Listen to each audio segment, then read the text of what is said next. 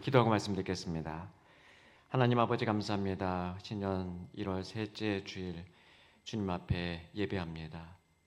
찬양합니다. 경배합니다. 하나님 영광 받아 주옵소서. 우리 주 예수 그리스도의 이름으로 기도합니다. 아멘.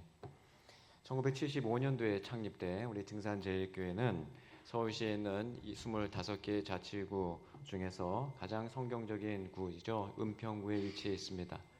은혜와 평강이란 뜻인 거 다 알고 계시죠?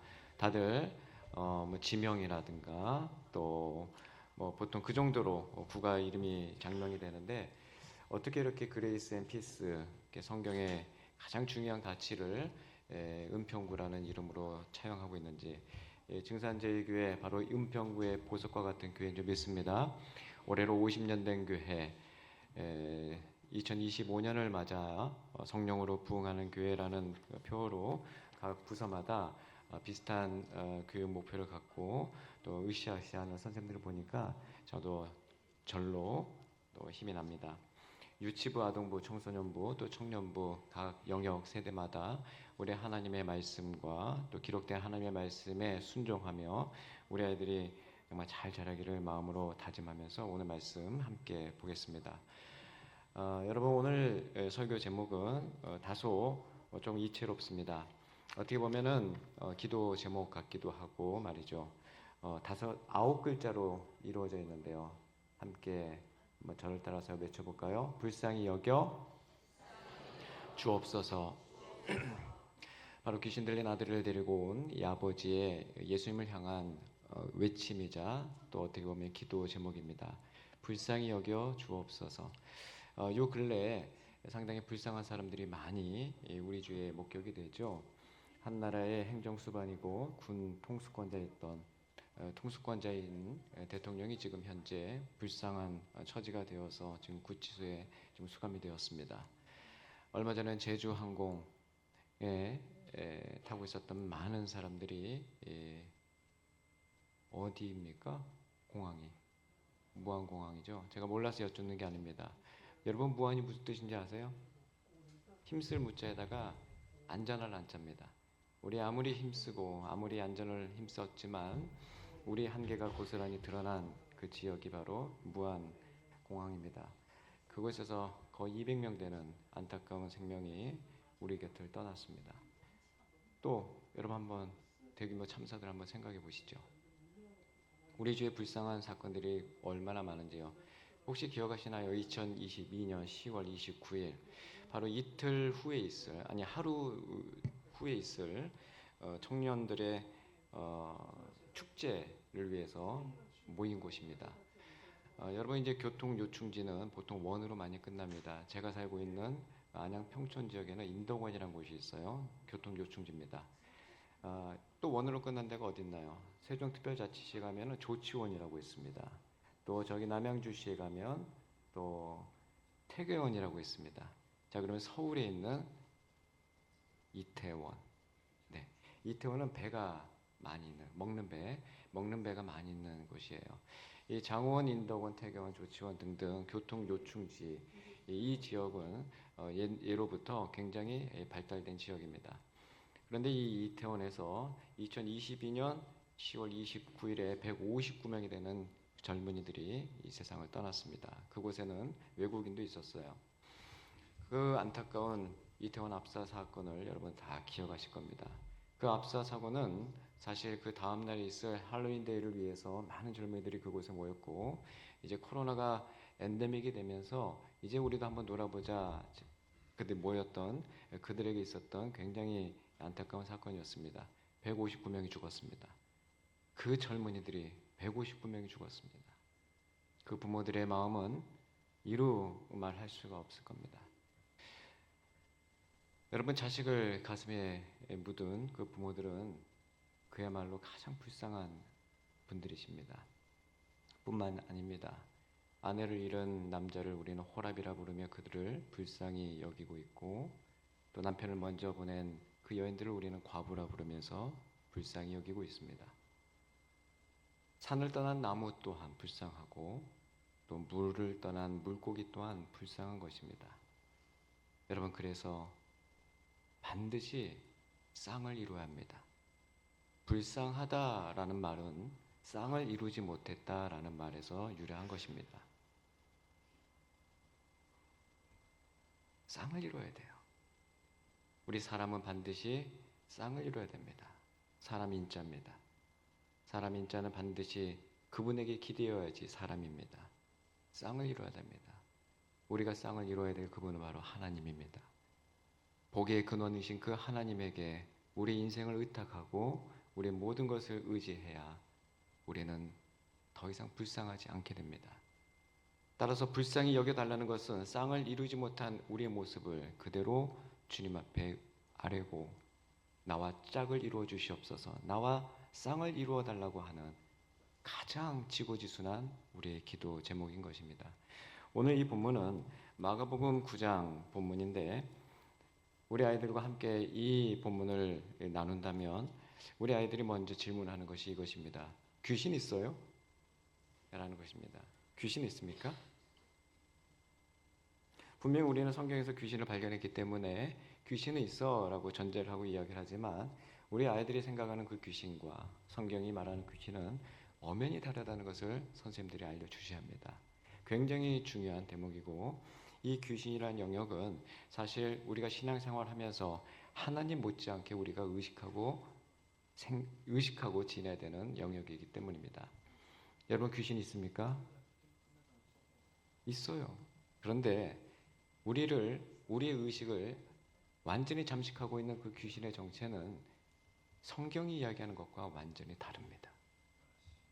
신접한 무당들, 점치는 사람들, 그리고 또 많은 매스 미디어들이 이야기하고 있는 그 귀신은 사람이 억울하게 죽어서 돌아다니는 원귀에 대한 이야기입니다. 다시 한번 질문 드릴게요. 사람이 억울하게 죽으면 이렇게 구천을 떠들면서 누군가에게 하소연을 하거나 복수를 하거나 그렇게 귀신된 존재가 되어서 제사밥을 먹고 돌아다니는 그런 존재가 됩니까? 우리 확실히 선생님들만큼은 대답하셔야죠. 사람이 억울하게 죽으면 귀신 됩니까? 아닙니다.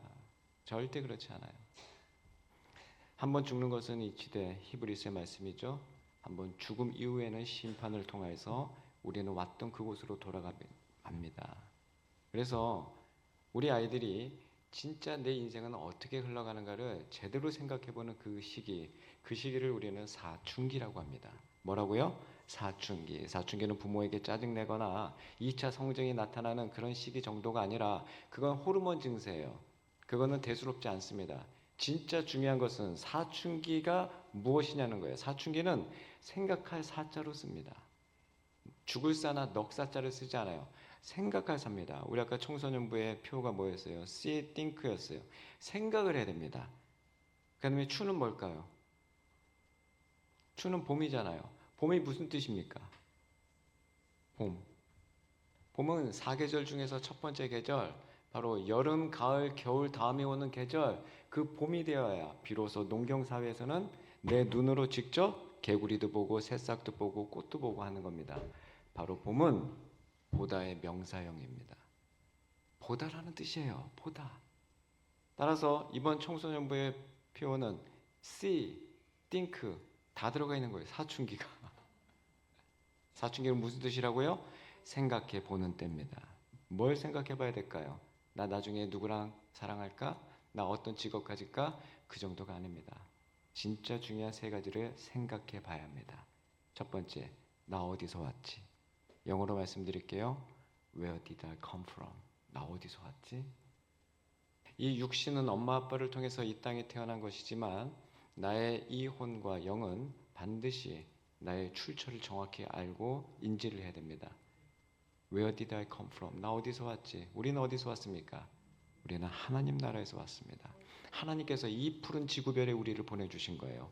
엄마 아빠를 통해서 우리 믿음의 선전들을 통해서 우리를 이 땅에 보내신 것입니다.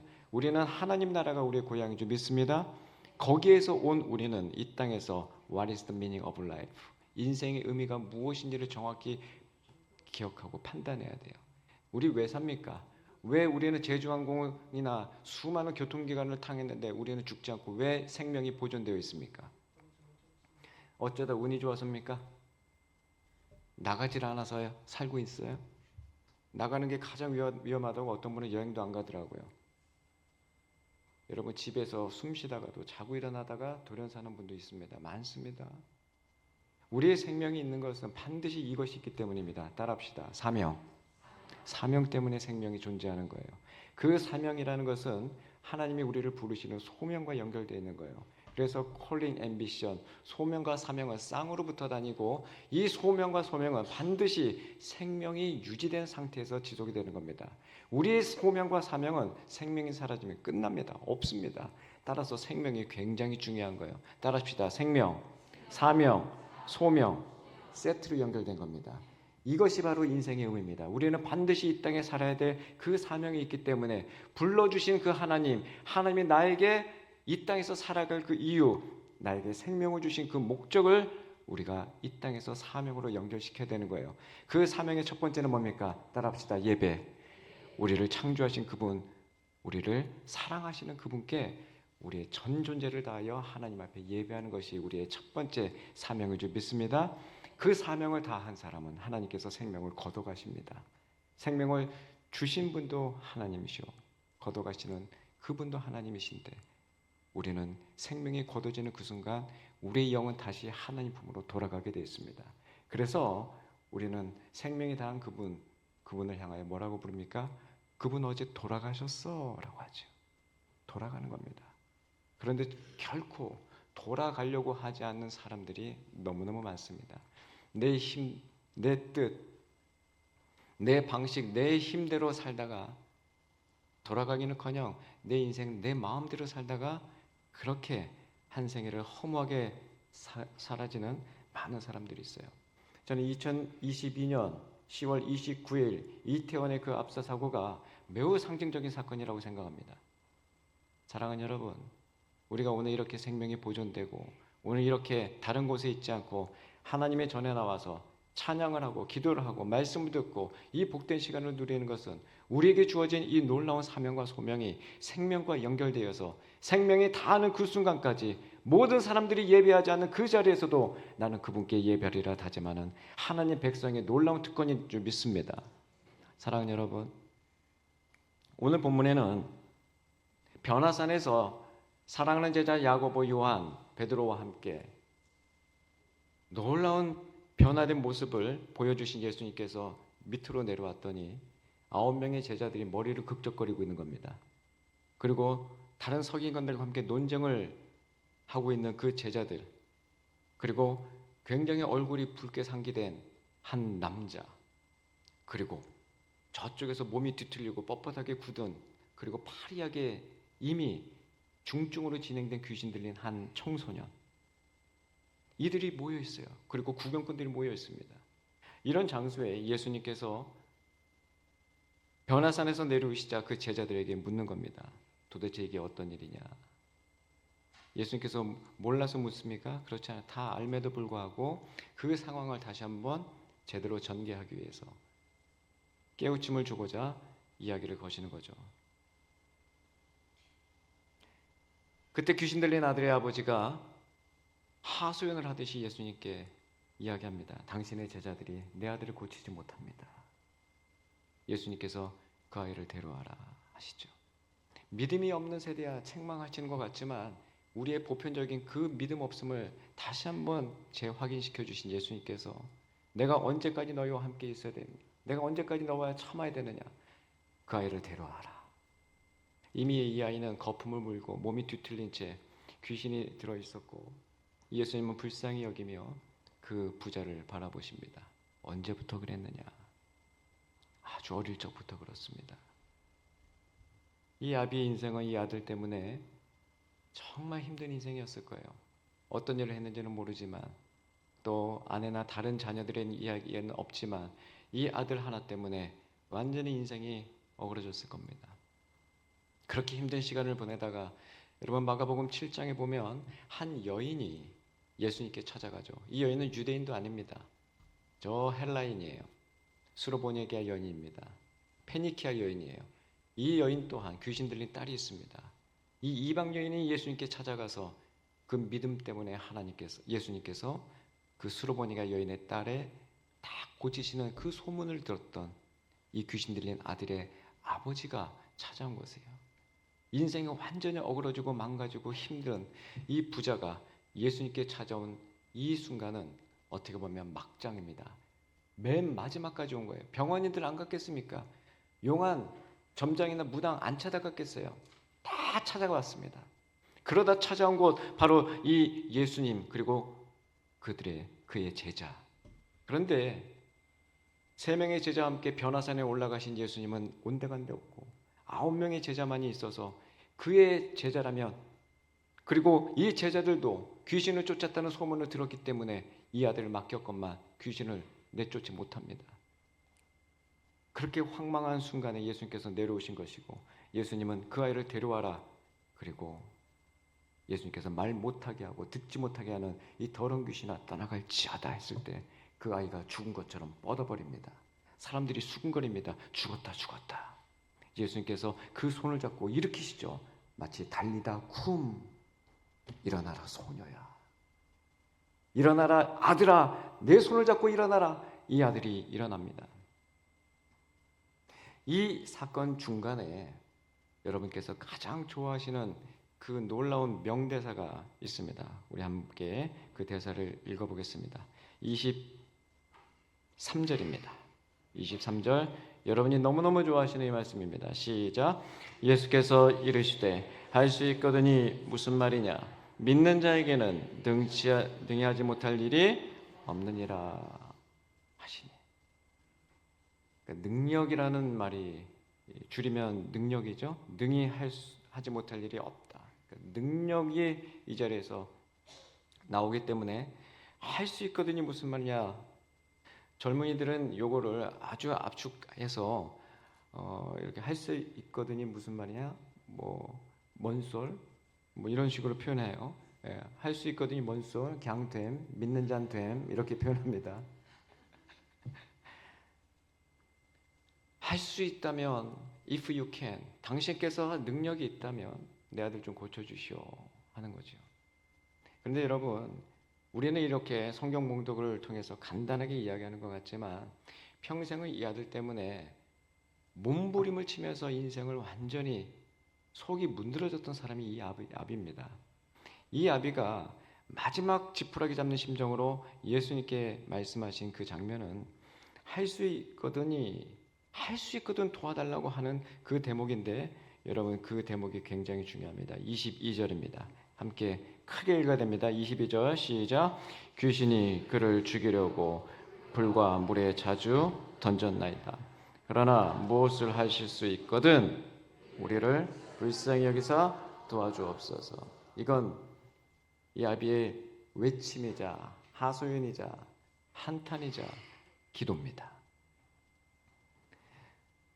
유대인으로서 하나님께 기도를 많이 했지만 예수님께 한 기도는 이 기도가 처음이었을 거예요. 예수님께 우리를 불쌍히 여겨 도와주옵소서.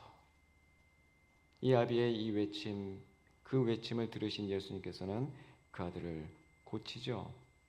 그리고 여러분, 이 이야기의 마지막은 이렇게 종료됩니다. 제자들이 예수님께 옵니다.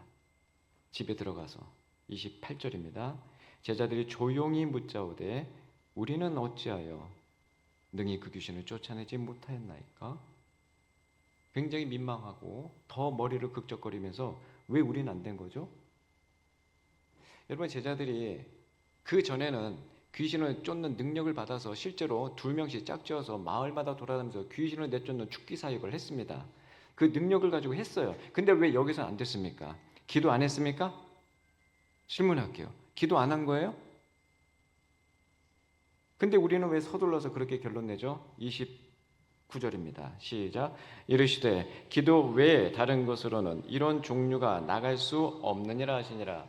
그래, 기도해야 돼. 기도해야지 귀신이 나가는 거야. 우리 기도합시다. 이렇게 간단하게 끝날 이야기가 아닙니다. 제자들이 기도 안 했냐고요. 그 아비가 도와달라고 했을 때 이 거품을 흘리면서 몸이 뒤틀어가는 이 아들을 향해서 제자들이 할 수 있는 것은 예수님께 배웠던 그 기도 했습니다. 근데 안 됐어요. 그래서 지금 너무너무 궁금해가지고 지금 제자들이 예수님께 지금 묻는 겁니다. 왜 우리는 안 된 겁니까? 왜 우리는 능히 그 귀신을 쫓아내지 못한 겁니까? 그런데 예수님은 알듯 모를 듯한 다시 한번 이 기도에 대한 이야기를 하시는 거예요. 기도 외에 다른 것으로는 이런 종류가 나갈 수 없다니까. 중요한 것은 어떤 기도냐는 거예요. 이 기도 앞에 가로를 해놓고 이런 기도 외에는 이런을 넣어야 됩니다. 어떤 기도냐? 여러분 절 가보셨어요? 절을 왜 절이라고 하시는지 아십니까? 절에 가면 하도 절을 해서 절을 절이라고 하는 거예요. 한자로는 사찰이라고 하는 게 맞습니다. 거기 가면 하도 절을 해요. 그래서 절이라고 해야 하는 거예요. 아시겠죠?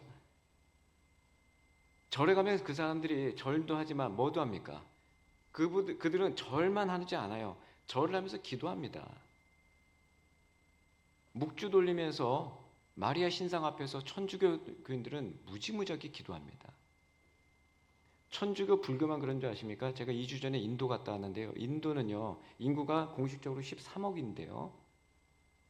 신이 25억입니다. 신이. 그러니까 제가 택시를 한 6번 정도 탔는데 택시 탈 때마다 핸들 앞에 신이 계속 바뀌어 있어요. 현존하는 정치인 부자들도 신으로 다 모시고 있습니다. 그 정도로 굉장히 종교적인 사람들. 그들은 그 신 앞에서 뭐 하고 있어요? 기도한다니까요. 기도가 능사가 아닙니다, 여러분. 그리고 이 귀신 나가는 거요. 예수님께서 공생애를 통해서 하신 3가지 사역이죠. 가르치고, 고치시고, 선포하시고, 그죠? 이 힐링, 티칭, 프리칭, 이 3대 사역 중에서 특히 힐링, 이 힐링이 우리가 축균이 병 고치는 사역, 여러분 그게 그렇게 중요합니까? 예수님께 하신 그 공생의 3년 동안에 병을 고치시고 또 이런 귀신 축사 사역을 하신 것은 그 자체가 중요한 게 아니라 하나님 나라의 도래에 대한 이야기예요. 예수님을 믿으면 반드시 병이 고쳐져야 된다. 여러분 이게 맞습니까? 오늘 굉장히 중요한 이야기예요. 우리 선생님들 지금 간단하게 오늘 다짐을 하고 새롭게 시작해지 정도였는데 신앙을 다시 한번 세팅해야 됩니다. 예수 잘 믿고 하나님 잘 믿으면 병이 사라져야 됩니다. 병 없어야 됩니까? 지금 목사님도 좀 고지혈증 약 드시고 계세요. 정 목사님도 저도 먹고 있고요. 어떻게 생각하세요? 성경을 13권이나 썼던 사도 바울은 자신의 그 병 때문에 하나님께 기도 많이 했습니다. 고쳐달라고. 드디어 응답받았습니다. 내 은혜가 내게 족하다. 그게 응답이에요. 예수님께 돌아다니시면서 가버나움 갈릴리 돌아다니시면서 함께했던 그 축기 사역이라든가 귀신이 쫓아나는 하나님의 나라가 오면 귀신이 떠나는 겁니다. 그 이야기를 하는 거예요. 이런 병이 없는, 질병이 없는, 죽음이 없는, 눈물과 슬픔이 없는 하나님에 대한 나라에 대한 이야기를 하기 위해서 이런 병을 낫는 일을 일시적으로 보여주시는 거예요. 지금도 지속되는 게 아니에요. 그러나 하나님께서 특별하게 하나님께서 그 사람의 수준에 맞게 병도 고쳐주시고 필요한 그 기도 제목을 응답해 주시기도 하는 거예요. 그런데 1 더하기 1은 2라는 것처럼 무조건 기도하면 병이 낫는다 그런 건 없는 겁니다, 여러분. 아니 예수님은 그러면 왜 결혼도 못하고 노총각에 그렇게 허무하게 돌아가셨잖아요. 사실은 십자가에 돌아가시지 말고 어떻게든지 메시아로서 자기 증명을 해내시고 하나님 나라의 아들로서 정말 멋지게 그 구원주로서 사역을 하시면 됩니다. 그렇게 비참하게 죽지 않아도 되는 거예요.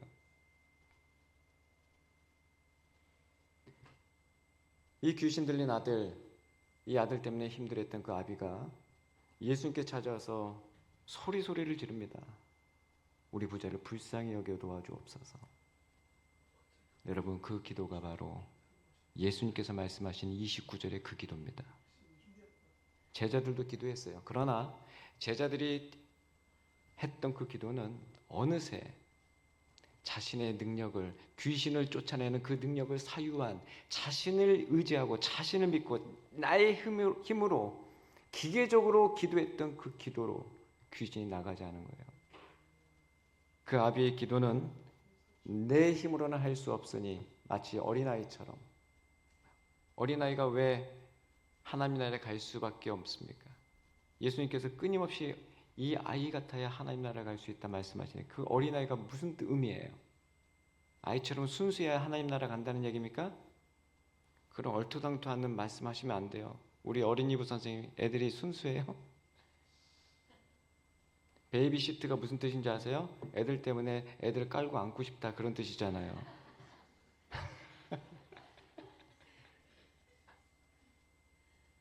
애들 예쁠 때도 있지만 정말 금쪽 같은 내 새끼, 그죠? 정말 힘든 아이들 많습니다. 그 순수함을 얘기하는 게 아니에요. 어린아이의 특징은 뭐냐면 어른의 도움을 받아야 사는 존재입니다. 이게 어린이에요. 원래 어린이라는 의미도 어리석은이라는 뜻입니다.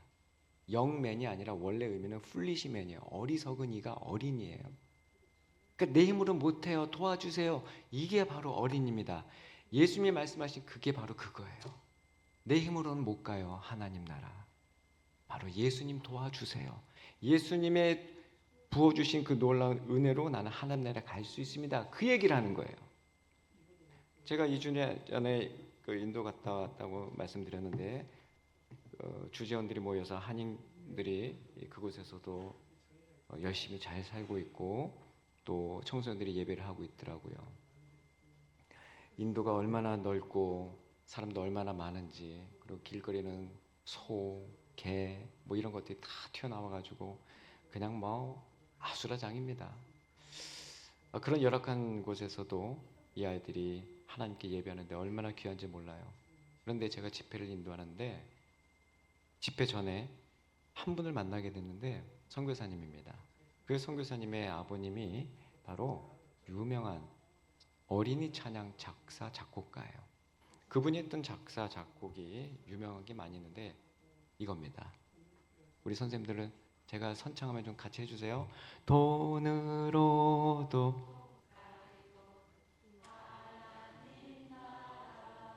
그 다음 그만. 돈과 힘으로도 못 가고 얼굴이 예뻐도 잘생겨도 못 가고 다 어떤 곳으로도 못 가지만 오직 예수님 때문에 가는 나라가 하나님 나라죠. 너무나 복음적인 노래죠. 그런데 우리는 이 복음을 아이들에게 잘 가르치고 있습니까? 우리 청소년부 선생님들 한번 잘 생각해 보세요. 우리 아이들과 많이 나누는 본문 중에 이 본문이 있습니다. 정말 나는 율법을 잘 지키고 이 구약에 있는 수많은 율법들, 특별히 이 신명기 쪽에, 이 민수기 쪽에, 이 레위기 쪽에 집중 포진되어 있는 이 하나님의 율법들을 내가 다 지켜가지고 하나님 나라에 내 힘으로 한번 가보겠다고 이렇게 하고 있는 사람들이 유대교인들입니다. 예수님을 믿지 않아요. 하나님만 믿는 유대교인들입니다. 이 유대교인 중에 율법에 대해서 통달한 한 사람이 있습니다. 요즘으로 얘기하면 장로의 신학대학교 신학대학원장이에요. 그러니까 그만큼 성경에 대해서 완전히 잘 아는 그런 분인데 이분이 예수님께 찾아와서 예수님을 시험하고자 묻습니다. 내가 어떻게 하여야 영생을 얻겠습니까? 이 사람의 사고가는 내가 율법을 다 지켜서 무엇을 잘 해서 영생을 얻겠다고 하는 가치관과 세계관이 깔려있는 사람입니다. 이 율법학자가 예수님께 찾아와서 내가 어떻게 하여야 영생을 얻겠습니까? 라고 얘기하는 거죠. 이 영생이야말로 가장 핵심적인 복음에 대한 내용 아니겠어요? 그렇잖아요. 이 복음에 대한 질문을 이 율법학자가 하고 있는데 예수님께서 그 사람의 수준에 맞게 다시 한번 재질문합니다. 성경에는 뭐라고 써 있느냐? 율법에는 뭐라고 써 있느냐? 네가 그토록 잘 알고 있는 율법에는 뭐라고 나와 있지? 했더니 정답을 얘기합니다. 내 뜻과 정성과 마음을 다하여 하나님을 사랑하고 내 이웃을 사랑하라고 했습니다. 정답을 얘기했지만 예수님께서는 비틀어서 얘기합니다. 내 말이 옳도다. 그대로 행하라. 여러분 질문합니다. 율법 다 지켜서 율법 다 행해서 우리가 하나님 나라 갈 수 있습니까? 이 땅에 존재하는 그 어떤 한 사람도 율법을 다 지켜서 하나님 나라 갈 수 있는 사람 있어요? 없습니다. 율법은 너무너무 많습니다. 추려서 613개 민화시 같은 거 612개 지켜도 하나 어기는 순간 그대로 다 어기는 겁니다. 율법은 못 지킵니다. 지킬 수가 없어요. 그래서 율법을 폐하러 오신 분이 아니라 율법을 완성하기 위해서 오신 예수님, 그분을 믿는 거거든요. 근데 이 예수님께, 이 율법의 완성되신 예수님께 율법학자가 와가지고 이 질문한 거예요. 내가 어떻게 하여 영생을 얻겠습니까? 그대로 행하라니까. 그때 이 율법학자가 눈이 빛나면서 나는 지금까지 다 행했어. 그리고 마지막 하나, 요 질문, 활용점정. 그러면 내 이웃은 누굽니까? 그때 그 이웃을 설명하기 위해서 예수님께서 하나의 가상의 스토리를 이야기합니다. 꼬꼬무. 꼬리를 무는 이야기를 하나 시작하세요. 예수님께서. 되게 재밌잖아요. 꼬꼬무. 이름도 나오지 않아요? 그냥 강도 만난 한 비참한 사람이 나옵니다. 예루살렘에서 여리고로 내려가다가 강도 만나가지고 숨만 껄떡껄떡 쉬고 있는 한 사람이 있다. 이거 가상의 이야기입니다. 실존의 이야기가 아니에요. 율법학자에게 예수님께서 뭘 가르치기 위해서 하신 이야기예요? 영생. 뭐요? 영생. 하나님 나라에 대한 이야기를 하기 위해서 이 꼬꼬무를 시작하신 거라고요.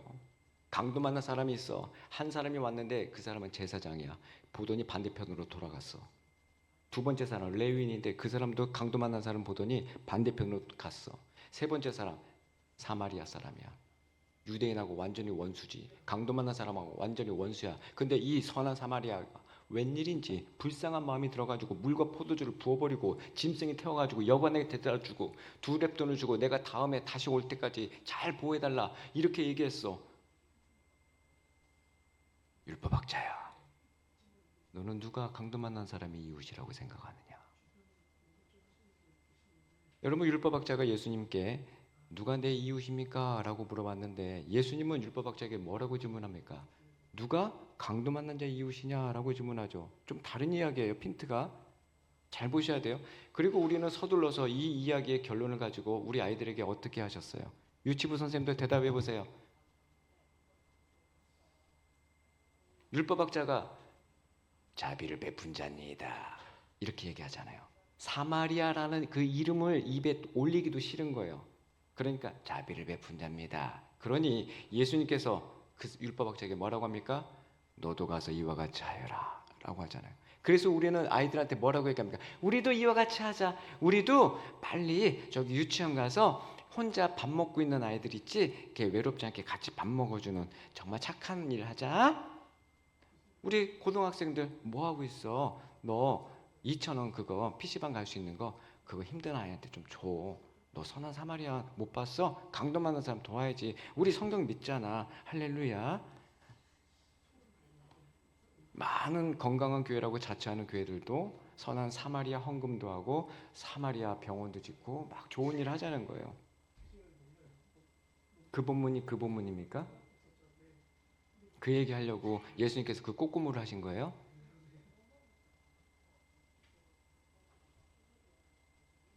율법학자야, 네가 네 이웃을 다 섬기고 하나님을 사랑해서 율법을 다 지켜서 하나님 나라 가겠다고? 그건 할 수가 없다. 너는 이 공중권세를 잡은 이 귀신들에게 사로잡힌, 너는 이 귀신들에게 다 털려버린, 숨만 그냥 껄떡껄떡 쉬고 있는 네가 강도 만난 자야. 너희들이 그렇게 싫어하는 귀신 들린 취급하는 나, 너희들이 그렇게 원수처럼 생각하는 사마리아 취급하는 바로 나, 바로 나의 도움을 얻어야 네가 살아날 수 있다. 가서 너도 이와 같이 하여라. 그 이야기는 바로 하나님의 일을 하라는 겁니다. 요한복음 6장 28절 빨리 찾아보겠습니다. 너무너무 중요합니다. 요한복음 6장 28절 직접 찾아보셔야 돼요. 요한복음 6장 28절은 우리 선생님들이 하나님의 일을 하기 위해서 교사를 하는 것처럼 하나님의 일에 대한 이야기를 하고 있습니다. 하나님의 일은 도대체 무엇인가? 증산제일교에서도 하나님의 일을 하겠다고 곳곳에서 일어나고 있는 많은 분들, 요한복음 6장 28절을 읽으셔야 됩니다. 시작. 그들이 묻되 우리가 어떻게 하여야 하나님의 일을 하오리까? 너무너무 궁금하죠? 도대체 하나님의 일이 뭡니까? 다음 절이죠. 29절입니다. 시작. 예수께서 대답하여 이르시되 하나님께서 보내신 이를 믿는 것이 하나님의 일이니라. 아멘. 예수 믿는 것이 하나님의 일입니다. 네가 누구를 돕는다고? 여러분 돈으로도 못 가요. 착한 일 해도 못 가요. 하나님 나라는 그렇게 해서 가는 게 아닙니다. 지금 우리나라에서 착한 일, 선행 제일 많이 하는 교회는 하나님의 교회예요. 저 2단. 영국 황실에서 매년 상 받습니다. 천주교에서 얼마나 구호 많이 하는데요. 불교 말도 못합니다. 굉장히 많이 합니다. 물론 우리 개신교도 못지않게 많이 해요. 그런데 그것은 하나님 나라에 가기 위해서 하는 봉사가 아니잖아요. 하나님의 백성으로서 우러나와서 하나님께 보답하는 마음으로 자동적으로 손과 발이 움직이는 것이어야지, 이 봉사를 통해서 착한 일을 통해서 하나님의 나라 가겠다? 이건 아닙니다. 가서 너도 가서 이와 같이 하여라. 그것은 바로 이 강도 만난 자처럼 너도 그 사마리아 사람의 도움을 받아라. 그 의미예요. 거꾸로 읽고 있었죠. 노래는 그렇게 복음적으로 하면서 왜 말씀은 그렇게 애들과 나누셨어요?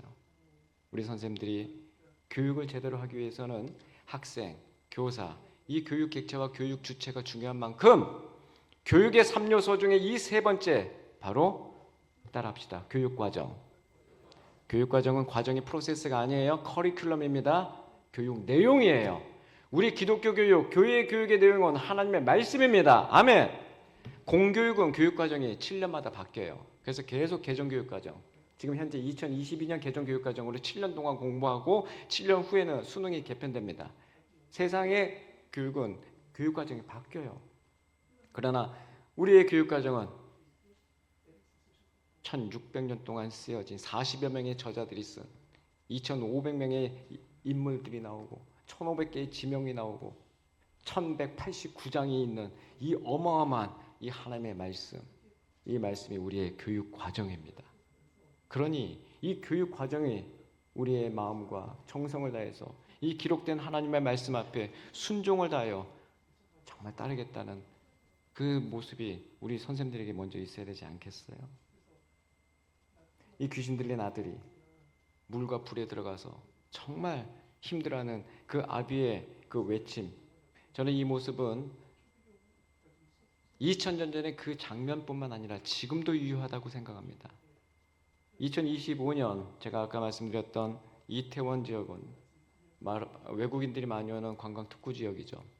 또 하나, 지금 공중 권세를 잡고 있는 더러운 악한 귀신들은요, 원래 이 귀신들은 사람이 죽어서 억울하게 된 게 아니라 천사였습니다. 찬양하는 천사였어요. 하나님께 반역을 일으키고 타락해버린 천사죠.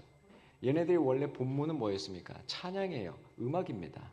따라서 지금 이 시대의 젊은이들에게 가장 강력한 도구인 음악을 가지고 굉장히 공격을 많이 합니다. 그리고 그 음악 안에는 여러분 지금 전 세계 유통되고 있는 대중가요, 대중음악들, 파퓰러송의 주제가 뭐죠? 아파트. 그거 부동산에 대한 이야기입니까? 분양받자는 얘기예요? 그 가사 보셨어요? 그 사랑 얘기입니다. 남녀 간의 사랑 이야기예요. 트로트 가사 한번 쫙 보세요. 저는 국어교사를 한 20년 했는데요. 애들이 그 노래에 대한 의미를 모르고 노래를 막 부르기 때문에 제가 그 가사를 가지고 이렇게 공부를 따로 합니다. 제가 어떤 날은 굉장히 이 가사가 힘든 가사가 있어요. 굉장히 어떻게 보면 음란한 가사가 있습니다. 이 가사를 제가 조금 각색을 해가지고 편지처럼 제가 이거를 이렇게 썼어요. 그래서 제가 어느 반에 가가지고 이렇게 한 적이 있습니다. 얘들아, 지금 저 옆반에 어떤 남학생이 여학생 사물함에다 이런 편지를 남겼다. 그래서 제가 막 읽었습니다. 거의 그 가사예요. 막 애들이 읽으니까 막 여자애들이 막 그래요. 변태, 학교 폭력 신고할 거예요. 막 그래요. 그래? 그리고 제가 컴퓨터를 딱 눌렀습니다. 이 노래가 딱 나오는 거예요. 애들이 어리둥절하는 거죠. 내가 방금 읽은 가사인데 니네가 지금 듣고 있는 게, 애들이 그때서야 멜로디에 가려서 가사의 내용도 모른 채 애들은 그냥 춤추고 그냥 즐기는 겁니다. 아파트 그거 애들 부를 때 못 부르게 하셔야 돼요. 굉장히 난잡한 성에 대한 이야기예요. 사랑은 분명히 이야기하지만 그 사랑은 우리가 이야기하는 사랑의 본체가 누굽니까? 하나님, 사랑이 많으신 하나님 그렇게 얘기하시는데 그거 잘못된 거예요. 하나님 자체가 사랑입니다. 사랑이신 하나님이에요. 사랑의 완성이신 하나님이에요. 근데 그 사랑을 완전히 왜곡시켜버리는 게 이 귀신들이 하는 일입니다. 이 더러운 악한 영들이 하는 일이에요. 그리고 이 사랑의 결실이 여러분 성이잖아요. 성. 이 성을 얼마나 아이들한테 음란하게 만들어버립니까? 그 노래와 음악과 왜곡된 음악과 왜곡된 성이 막 버물려지는데 도움을 주는 촉매자가 여러분 뭡니까? 이태원에서 가장 많이 유통되고 있는 마약입니다. 여러분 제가 10년 전에 마약 이야기를 청소년 부서에 가서 하면 지금 미국 얘기하세요? 선생님들이 그랬어요. 오늘 영상 간단하게 하나 볼 건데요. 지금 우리나라에 마약이 얼마나 지금 편만한지 제주도 이야기도 들어갑니다. 청정지역이라고 하는 제주도 이야기도 들어가는데 한번 영상 한번 보실까요? 검찰이 이렇게 무관용 원칙을 밝힌 배경엔 최근 들어 청소년이 연루된 마약 범죄 사건이 결코 무시할 수 없는 수준이기 때문입니다. 청소년이 피해자인 경우도 있지만 직접 마약을 거래하는 가해자인 사례도 적지 않습니다. 이어서 박병현 기자입니다. 검찰은 청소년 관련 마약 사건에서 어른들의 관심과 주의가 필요하다고 밝혔습니다. 청소년들이 마약 사건에 연루된 경우 부모들이 모르는 경우가 대부분이었기 때문입니다. 특히 청소년이 스스로 신고하거나 치료받기 어려운 점을 고려할 때 어른들이 마약을 투약했을 때의 증상과 금단 증상 등을 알고 있어야 한다고 강조했습니다. 청소년이 마약 범죄의 피해자가 된 사례는 꾸준히 늘고 있습니다. 지난 1월 제주에선 가출 청소년과 성매매를 하며 대마초와 케타민 등을 투약하게 한 40대 남성을 검찰이 재판에 넘겼습니다. 지난해 10월 의정부지검에선 청소년에게 필로폰을 다이어트 약이라고 속여 투약하게 한 60대 남성을 재판에 넘기기도 했습니다. 청소년기에 마약을 투약할 경우 한두 차례만으로도 쉽게 중독이 된다는 게 검찰의 설명입니다. 특히 신체나 정신 발달의 중요 시기인 만큼 성인에 비해 청소년들의 마약 투약이 더 심각하다는 연구 결과도 있습니다. 청소년이 마약 사건의 가해자로 등장한 사례까지 있습니다. 인천지검에선 고등학교 3학년 학생들이 성인을 드라퍼, 일종의 마약 배달책으로 고용해 텔레그램 등으로 마약을 판 사건을 수사 중입니다. 수원지검에선 이달 필로폰과 합성대마 등 2억 원 상당의 마약류를 갖고 있던 청소년 4명을 구속해 재판에 넘기기도 했습니다. 검찰은 교육부 등 관련 기관과 협력해 청소년 마약 투약의 위험성 등을 적극적으로 알릴 방침입니다. JTBC 박병현입니다. 제주도 사건이 나왔죠. 이 영상을 제가 제주도에서 이렇게 강의를 하는데 한 분이 이렇게 고개를 푹 숙이고 계신 거예요. 본인 사건이었어요. 교인이었습니다. 그 교인의 자녀 사건이었어요. 전국 돌아다니면 별의별 이야기 많이 듣습니다. 청정지역이라고 제주도에서 청소년 마약 사건이 이렇게 일어났고 뉴스에도 보도되고 있고 여러분 펜타닐 같은 것은 굉장히 싸졌습니다. 마약에 접근하는 그 루트가 굉장히 아이들한테는 쉬워졌어요. 그래서 월요일부터 금요일까지 열심히 공부하고 주말에 나에게 주는 선물로 아이들이 다이어트 그리고 머리 각성제 같이 펜타닐 같은 거 애들은 입소문이 금방 납니다. 재밌다 좋다 호기심 같은 거 금방금방 합니다. 여러분 마약이 바로 지금 코앞까지 왔습니다. 지금 굉장히 위기 상황 속에 있어요. 아이들은 물과 불에다가 집어넣는 이 귀신들의 이 정체가 얼마나 지금 곳곳에서 나오고 있는지 모르겠습니다. 이태원이 저는 발원지라고 생각을 하고요. 이태원에는 우리가 잘 아는 아주 유명한 연예인이 거기서 요식업을 했죠. 홍석천 씨입니다.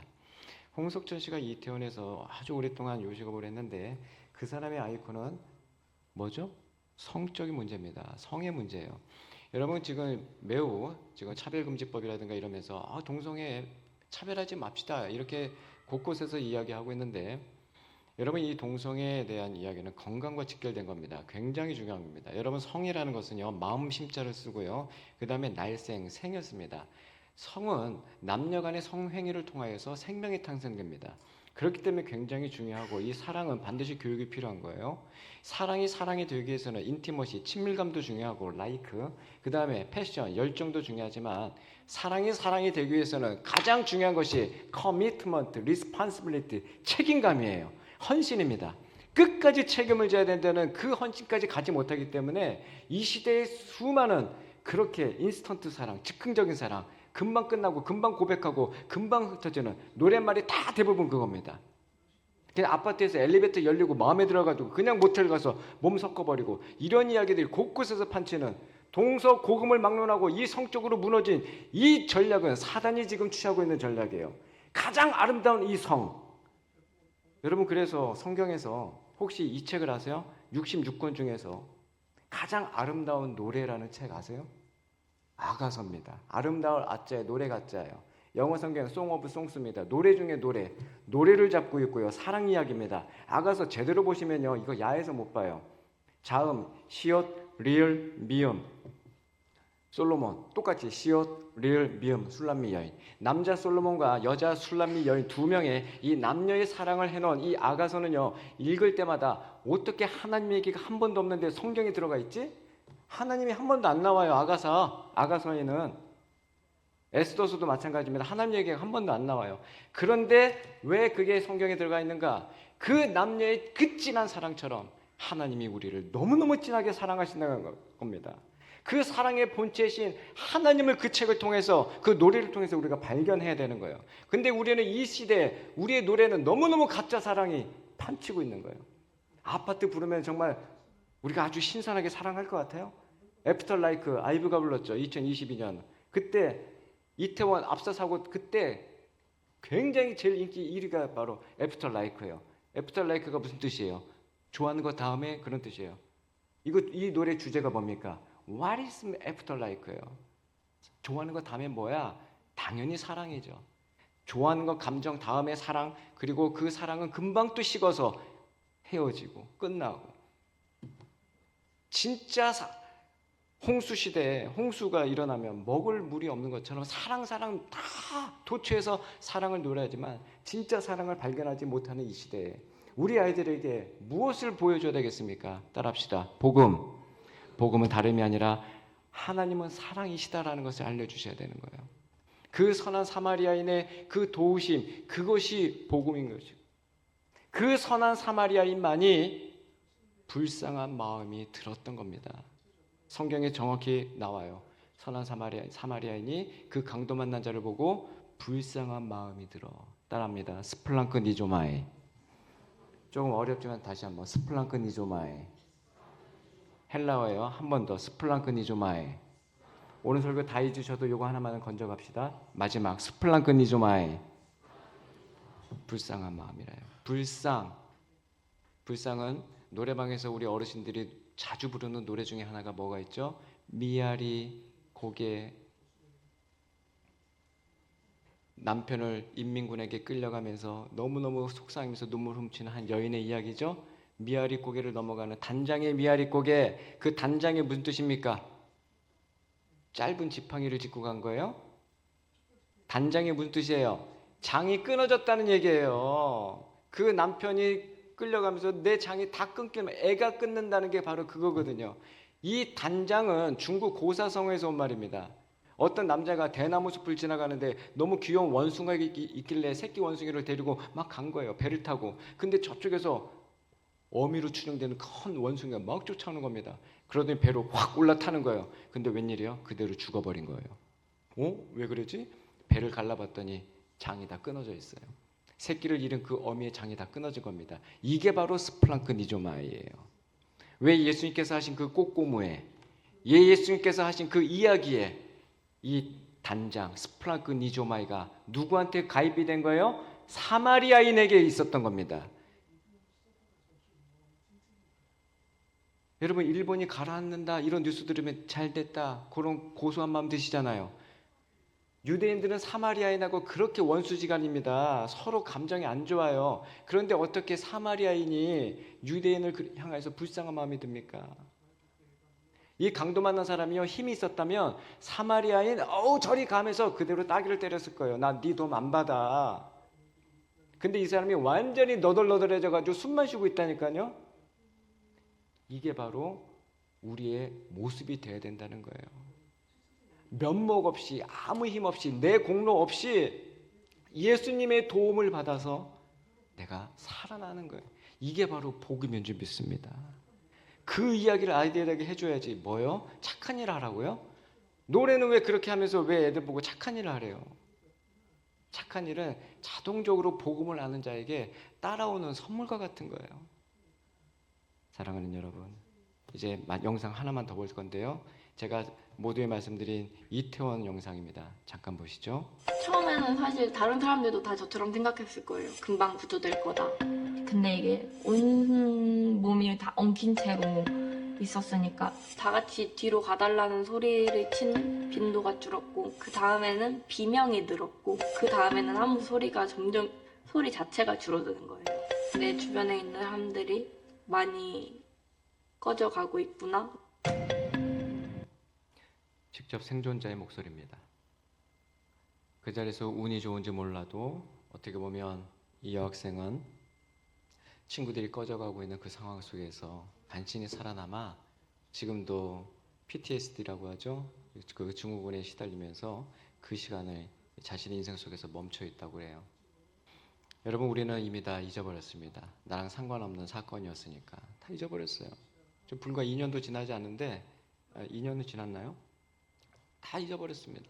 제주항공도 한 달밖에 안 됐는데 벌써 다 잊어버렸고, 지금은 이 탄핵 정국도 또 얼마 지나지면 다 잊어버릴 겁니다. 우린 망각의 동물이에요.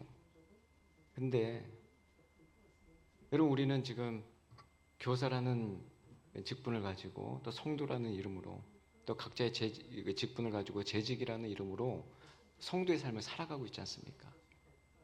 그렇기 때문에 하나님께서 우리에게 자꾸 잊어버리는 우리에게 당신을 기억하라고 우리에게 명하시는 겁니다. 따라합니다. 기억하라. 기억하라. 이 기억, 이 리멤버라고 하는 것은 예배의 가장 중요한 요소예요. 반드시 하나님의 이름을 기억해야 됩니다. 한 번 더 따라합시다. 감사하자. 기억하면 감사가 따라 나오게 되었어요.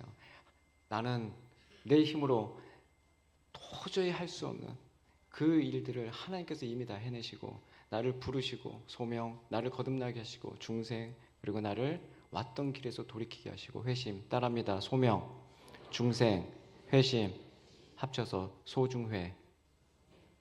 맞네요. 그죠? 앞자리 따서 소중회. 소명, 중생, 회심은 굉장히 중요한 성령님의 일하심입니다. 올해 증산제일교회 목표가 뭐예요? 시작. 성령의 능력으로 부흥하는 교회잖아요. 그러면 성령께서 하시는 이 일을 우리가 알아야 되잖아요. 성령이 어떤 일을 하시는지. 성령님만 불입니까? 막 집어 던지고 불 받고 하게? 성령님은 그런 일을 해요. 성령님은 하나님이신 거예요. 예수님과 성부 하나님과 똑같은 위치를 갖고 계신, 본질이 같으신 위격이, 삼위 위격을 갖고 계신 하나님입니다. 근데 성령을 받아라? 어떻게 그런 말을 할 수가 있어요? 성령을 받아 모시고 환영하고 그분과 춤추고 인격체신데 성령이 뭐 공이에요? 집어 던지고 밖에? 계속해서 합시다. 네 번째, 그분이 내 안에 들어오시고 내가 성령 안에 들어가시는, 따라합니다. 연합. 그분은 우리를 향하여서 이제는 더 이상 죄의 종로로 되지 않고 거룩한 흰옷 입었다고 봐주시는 거예요. 죄가 없는 게 아니라 있음에도 불구하고 흰옷을 입혀주시는 겁니다. 그게 바로 칭의. 시작. 칭의. 거룩하다라고 칭해 주시는 거예요. 그리고 그분은 우리에게 법적 자녀 도장을 꽝 찍어 주시는 거예요. 넌 내 자녀야. 내 아들, 내 딸이야. 따라합시다. 양자. 계속 보여주세요. 양자. 그리고 더 이상 믿음 없음이 아니라 확신 가운데 우리를 거하게 하십니다. 확신. 그리고 날마다 거룩한 주님의 그 장성한 분량에까지 우리를 이르게 하세요. 성화. 그리고 끝까지 참아내십니다. 영화에 이를 때까지 끝까지 참으세요. 따라합니다. 견인. 그리고 우리 개인적 종말 때, 주님께서 다시 오실 때 내가 속히 오리라 약속하신 그 주님 앞에 주 예수여 오시옵소서. 마라나타. 마라나타. 띄어서 읽어야 돼요. 아람어로 마라나타입니다. 에르쿠 퀴리에 예수. 주 예수여 오시옵소서. 이것도 9글자입니다. 그래서 제가 제일 좋아하는 9글자 표가 주 예수여 오시옵소서. 불쌍히 여겨 주옵소서. 이게 우리의 기도 제목이 되어야 할 줄 믿습니다. 나와 짝을 이루어 주시옵소서. 우리 아이들이 새학년 새학기가 되어서 새로운 학급에 배치되었을 때 우리 아이들에게 우리 하나님이 짝이 되어 주시옵소서. 우리 성령님께서 이 아이에게 좋은 수업 시간이 되게 하시고 점심 시간이 되게 하시고 등하교가 기쁨이 넘치는 학원 선교사가 될 수 있도록 우리 아들을 붙들어 주시옵소서.